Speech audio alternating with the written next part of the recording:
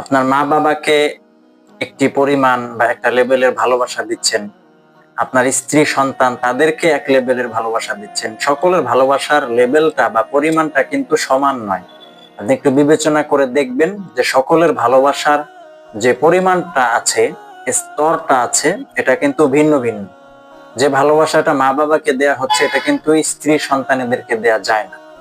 যেটা স্ত্রী সন্তানদেরকে দেয়া হচ্ছে সেটা কিন্তু বন্ধু বান্ধবদেরকে দেয়া যাচ্ছে না।